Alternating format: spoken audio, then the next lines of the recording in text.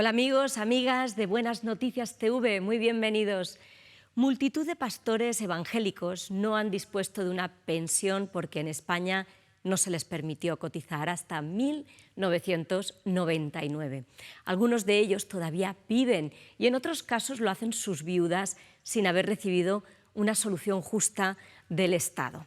Hoy vamos a analizar una cuestión que incluso recibió la condena del Tribunal Europeo de Derechos Humanos en el año 2012. Pero antes de ver nuestro reportaje, queremos animarte a entrar en nuestras redes sociales y a contarnos de qué modo te inspira la abnegación y el servicio de estos pastores. Pues vamos ya a ver este reportaje sobre el olvido de los pastores que no han podido cobrar una pensión. Bueno, pues mira, este es el famoso Renault 8. Que nos iba a hacer Hay pastores, hay gente que han dado su vida, que han estado muchísimos años consagrados al pastorado, a ayudar a la gente, ¿no? Y que se nos han ido, se nos han muerto sin poder recibir nada del Estado. Es muy injusto. Han sido activos para el Estado, para los ayuntamientos, para las comunidades, ayudando a la gente, y jamás se les ha reconocido. Un Estado, una sociedad que se supone tiene que velar por el bienestar de sus ciudadanos, está haciendo una dejación de funciones. Nos ha abandonado. Los padres de Marcos y de David ejercieron como pastores evangélicos durante décadas, hasta inicios de los años 90. Al mirar las fotos recuerdan la persecución, vigilancia y hostilidad que junto a sus mujeres sufrieron en el franquismo. Pero pese a acabar la dictadura, no se los integró bajo la protección de la Seguridad Social hasta 1999.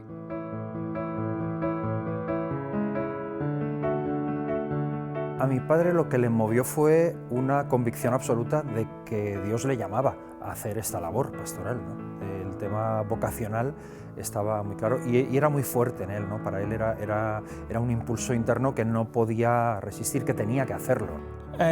Indudablemente la motivación para ser pastor, la única que encontramos es su propia vocación y la respuesta al llamamiento, a lo que él entendía que era un llamamiento de Dios, de dedicarse al trabajo en la Iglesia.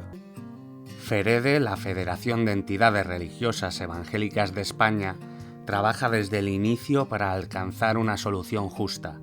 Y es que mediante un Real Decreto de 1977, el clero católico pudo cotizar y se reconoció su periodo anterior de actividad.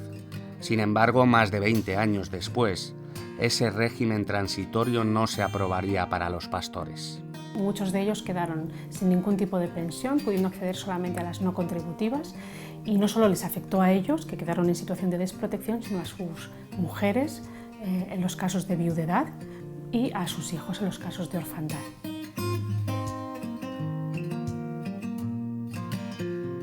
Y esto también afectó a las iglesias a las que pertenecían, que tuvieron, aquellas que pudieron sostener a los pastores que tenían en activo y ayudar mientras a los pastores que habían llegado a la edad de jubilación y que se encontraban en una situación de desamparo.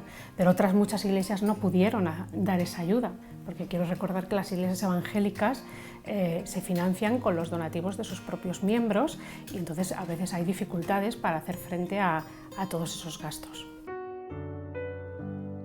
Francisco Manzanas emprendió la vía legal con el sustento económico de la agrupación Iglesia Evangélica Española. En 2005 le da la razón el Juzgado de lo Social 33 de Barcelona, pero la Seguridad Social recurre al Tribunal Superior de Justicia catalán.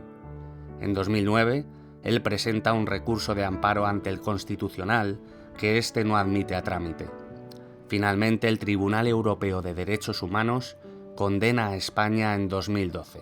Lo que dice es que primero el Estado español tarda mucho en permitir que los pastores protestantes o evangélicos cotizan a la Seguridad Social, pues tardó 22 años, hasta 1999 no se permitió esta cotización, pero luego además constata que cuando el Gobierno aprueba ese Real Decreto, no regula un régimen transitorio que permita que los pastores puedan computar como cotizados los años anteriores a 1999, al menos los que necesiten para poder acceder a la pensión de jubilación. Respondent states understand full well the gravity of the fight. Cuando llegó la noticia de una llamada telefónica del abogado que dijo: Paco, hemos ganado, él fumaba pipa, miró muy serio, pegó 2 bocanadas y dijo: gracias, señor, tú y yo sabíamos que tenía razón. Sí, tenía razón. Y esa fue su alegría, ¿no? Que tenía razón y se reconoció finalmente la discriminación que en España se había cometido contra los pastores evangélicos. 3 años más tarde, en 2015, como respuesta a ese varapalo, España aprueba un Real Decreto, pero la FEREDE decide denunciarlo ante el Tribunal Supremo. Será en 2017 cuando este órgano judicial dicte sentencia y lo anule al entender que la discriminación seguía adelante. Más aún, da instrucciones al Gobierno sobre cómo hacer la regulación. Ese Real Decreto para nosotros en realidad fue como una especie de maquillaje. En el 2012 se produjo la sentencia del Tribunal Europeo de Derechos Humanos y algo tenía que hacerse. Entonces se propone un texto de Real Decreto que cuando nosotros lo vemos nos damos cuenta de que realmente no es aplicable a ningún pastor porque exige tales requisitos que ningún pastor podía acceder y podía beneficiarse del mismo.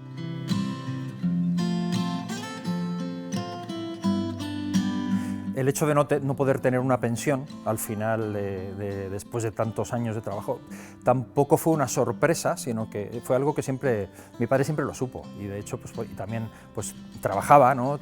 Mi madre siempre estuvo trabajando, contribuyendo, ¿no? con su trabajo y cotizando. Entonces esto era algo que ya sabían ellos que esta era la situación y aún así pues pagaban ese precio, ¿no? Después de un lustro de inacción, desde 2022 el Ejecutivo trabaja en el borrador de un Real Decreto distinto tras una nueva solicitud de FEREDE.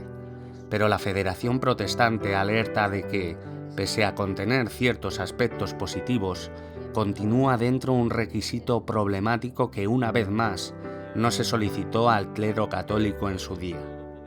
Es que exige que los pastores afectados tengan que pagar el capital coste, es decir, tengan que pagar las cotizaciones sociales de una pensión que no han podido disfrutar. Y por lo tanto no soluciona el problema de la discriminación existente para ellos. De hecho, la sentencia del Tribunal Europeo de Derechos Humanos no obligó al pastor Manzanas a pagar ese capital coste en concepto de compensación por la discriminación sufrida.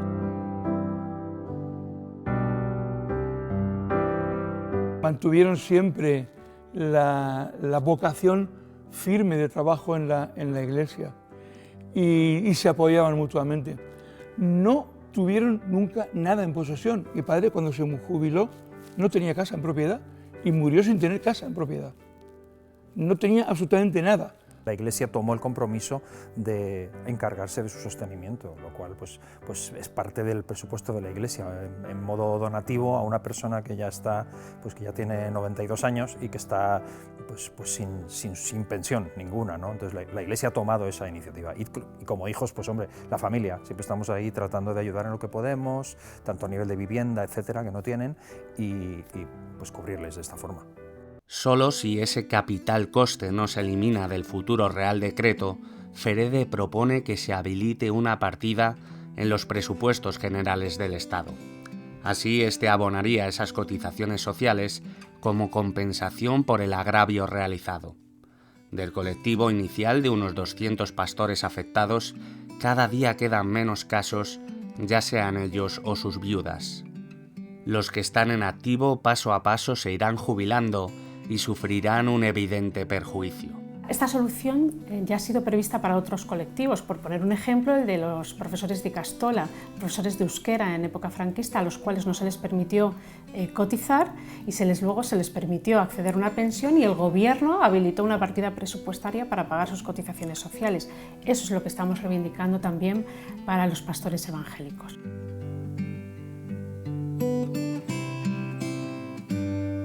Esos 14 años que yo no he podido cotizar, ahora en la jubilación me son necesarios. Finalmente, con 68 años, recientemente en abril del 23, me jubilé, pero no me reconocen más que el 93%, creo. Es decir, me han retirado un 7 o un 8% de la jubilación, lo cual supone unos 180, casi 200 euros mensuales. Estuve trabajando a tiempo completo para la Iglesia durante 6 años, 7 años, sin poder cotizar, ¿no? Entonces, bueno, pues me afecta en el sentido de que yo esos años no los tengo cotizados y ahora pues ya pues son años que me faltan, ¿no? A la hora de esto de que cuántos años tienes que cotizar para poder cobrar al final una pensión al 100% de esto, pues me afecta en ese sentido, de que tendré que probablemente seguir ahora que ya estoy cotizando.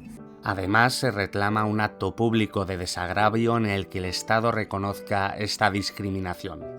Por otra parte, ante la falta de solución global, quien lograse reunir los recursos suficientes ha podido ir al juzgado de forma individual y atravesar un largo proceso.